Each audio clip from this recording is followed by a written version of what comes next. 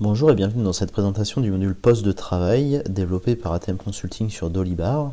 Ce module est un module complémentaire faisant partie du pack GPAO.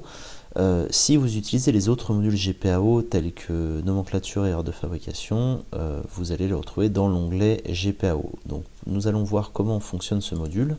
Si je me rends dans Dolibar, donc si vous utilisez les modules GPAO, rendez-vous dans l'onglet GPAO, vous verrez ici les postes de charge et vous pourrez créer un nouveau poste de travail.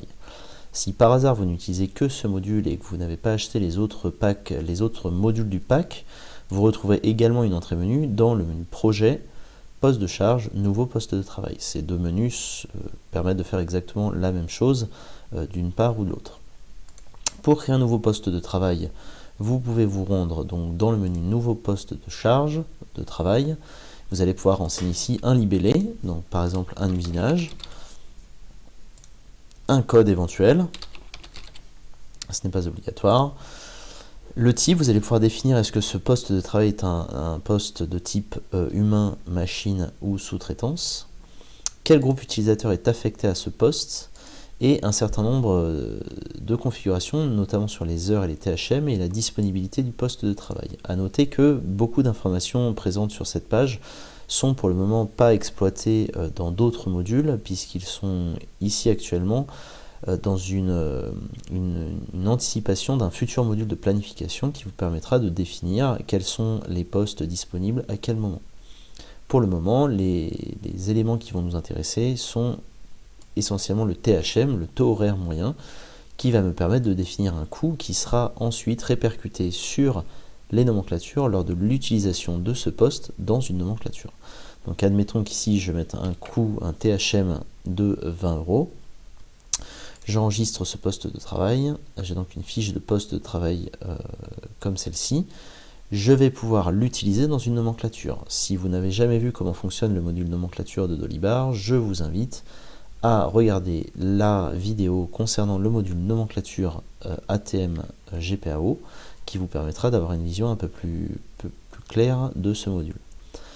L'utilisation d'un poste de travail dans une nomenclature se passe de la manière suivante. Je me rends dans une nomenclature créée avec le module nomenclature dont je viens de parler et je vais pouvoir ici, dans l'onglet nomenclature de ce produit, utiliser mon poste de travail. Donc je vais charger ici l'usinage, l'ajouter en tant que poste de travail de cette nomenclature. Il apparaît ici et je vais pouvoir lui donner un temps de fabrication. Admettons que j'utilise ce poste pendant 2 heures, je vais pouvoir enregistrer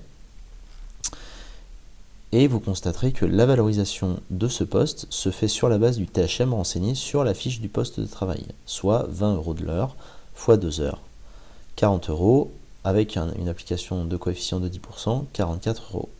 Si je mets un coefficient sans impact, je vais récupérer mes 40 € de coût de revient renseigné sur le THM de mon poste de travail.